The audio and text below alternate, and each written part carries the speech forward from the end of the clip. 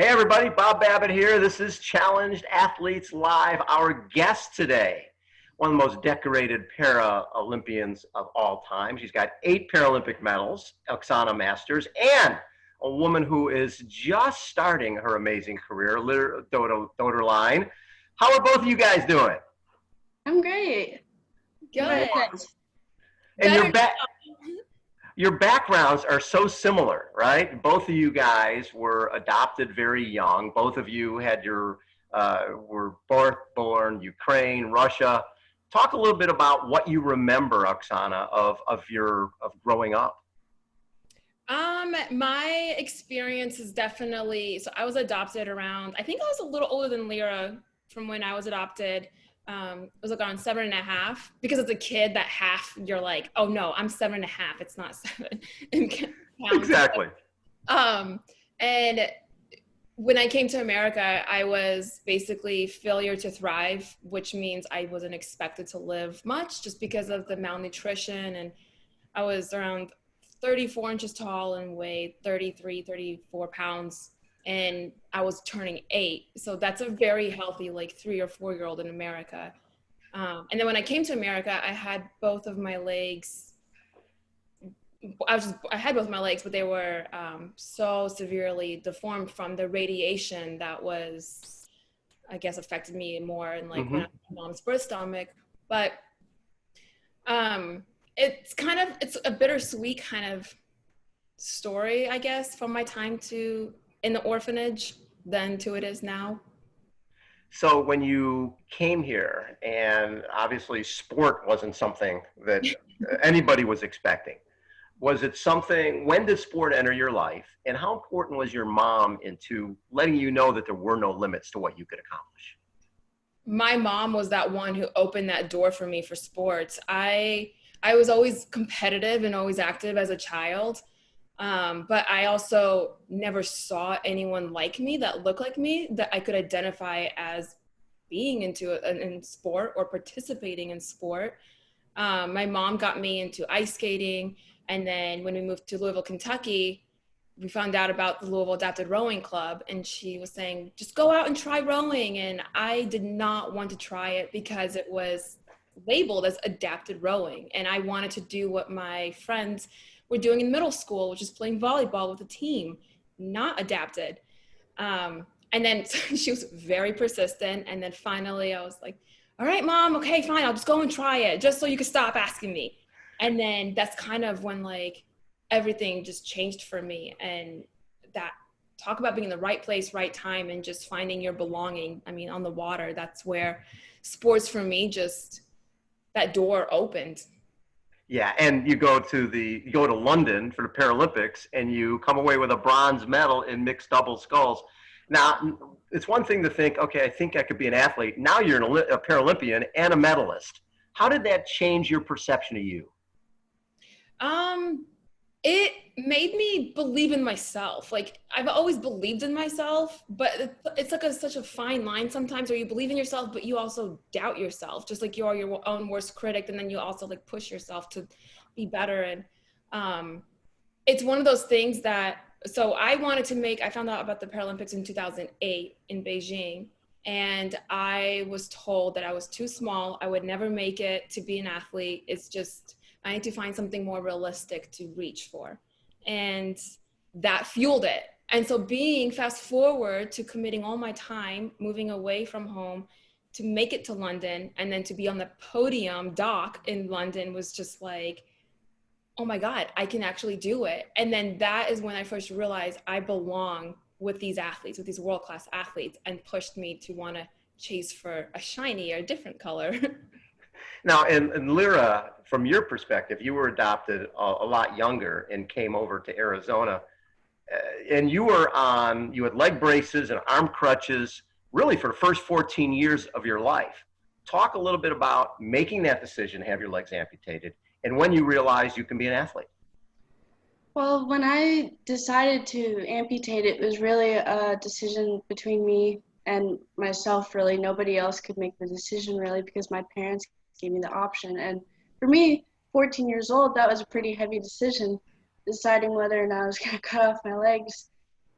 So to decide that, I basically had to put my faith in God and what would happen in the future and what I wanted to happen in the future. And all my life, I had been really attached to sports, but I had never really found a sport that I was really into and that I felt comfortable playing, mainly because I was never introduced to an organization like CAF, which um, which introduced you to adaptive sports. I never really had that option to go into adaptive sports, so I would play normal sports, but it never really felt right.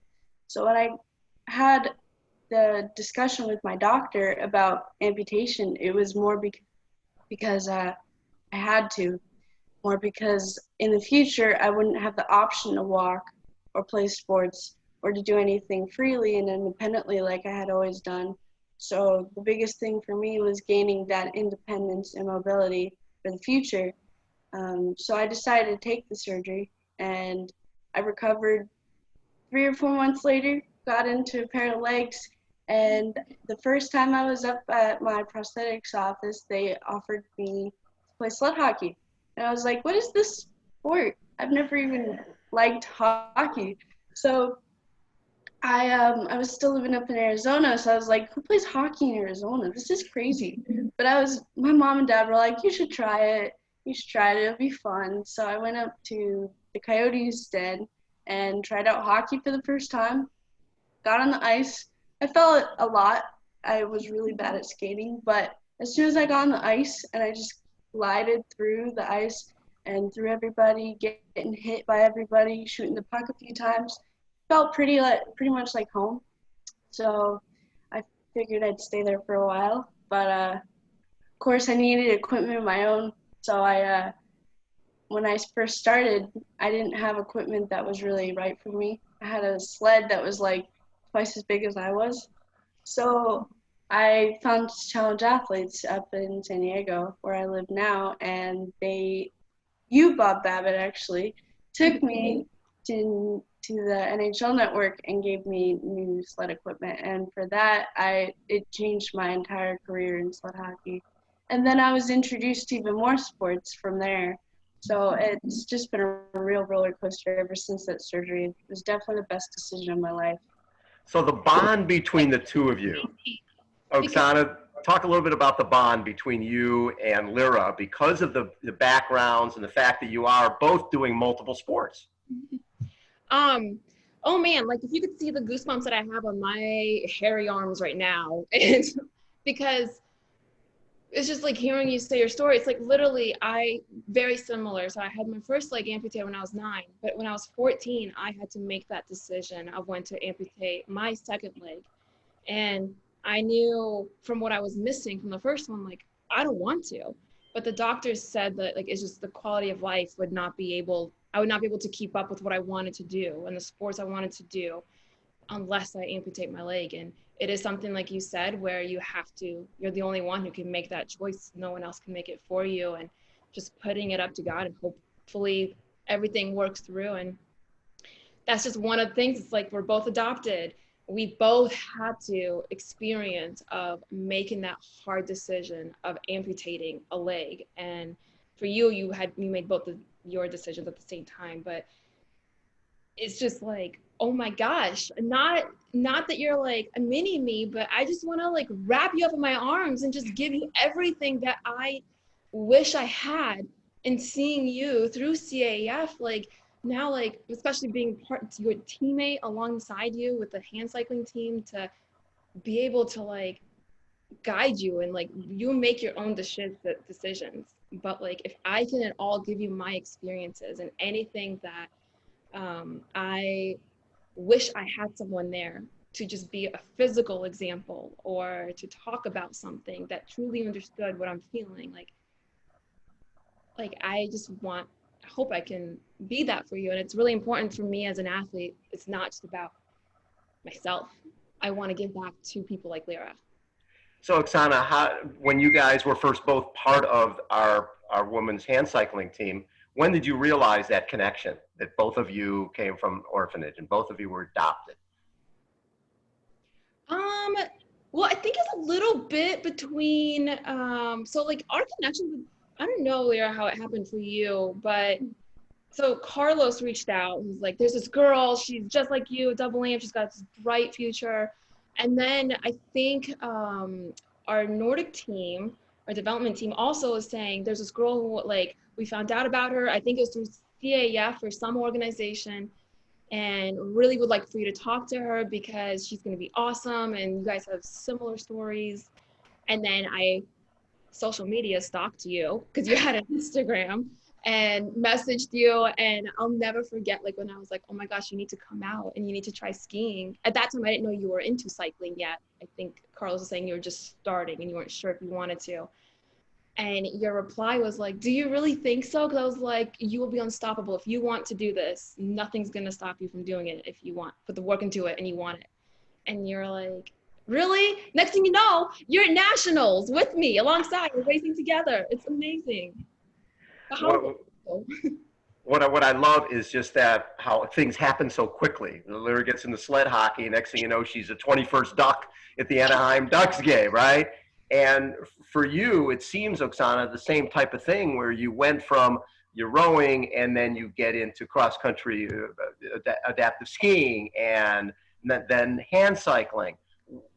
Which ones do you prefer, and how do you balance all of that?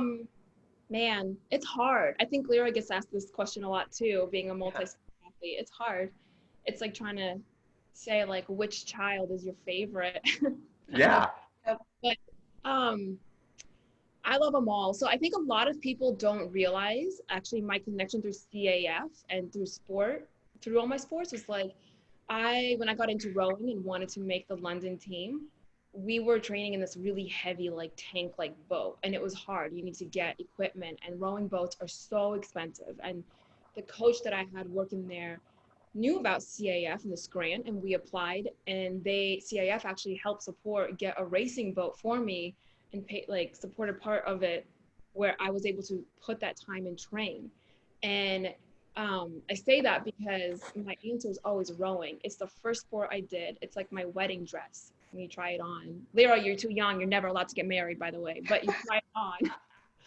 And it's like the one, you know it. And I think that's my favorite one. And it's the one that I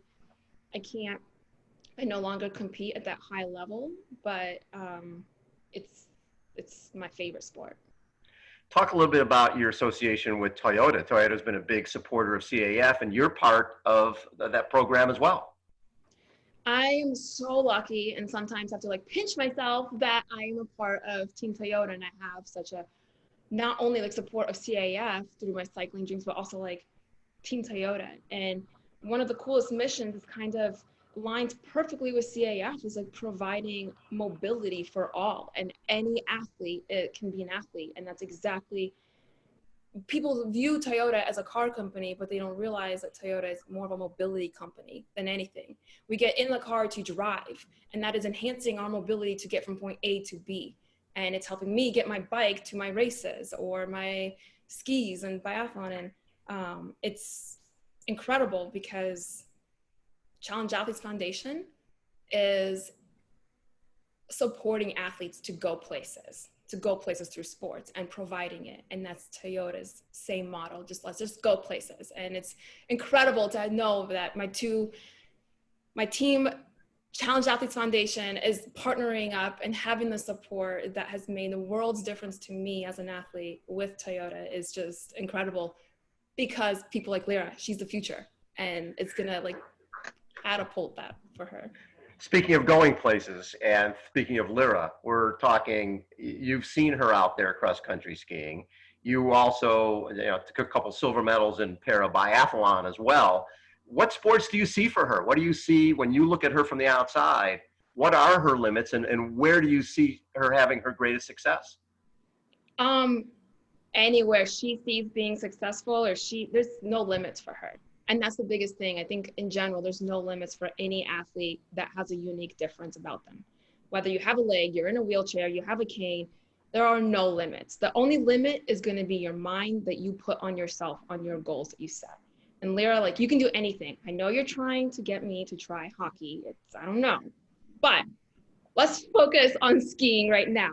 And I would love to see you, if not in Beijing, and definitely the Winter Games, like beyond that. And yeah, like I'm not quite sure what your goal is as like which games you're trying to go for, but you can make any of them, and you can be in any sport. You can do multi-sports. I see you as like a biathlete, cross-country skier, cyclist, rower. Oksana, I guess. for summer games, are you trying to get on a hand cycling team for this for Tokyo? Yes, that's my goal. In Rio, I call it Operation Unfinished Business, because in Rio I got 4th and a 5th place finish. And honestly, like that's one of my goals is to make the team for Tokyo for hand cycling. And for hand cycling as a female, there aren't any teams where you can go and train with and ride with and connect and have that team camaraderie with. And Carlos through CAF has provided this team support where I get to now ride with, I have my own goals, but now we get to all work together to help each other achieve our goals in cycling.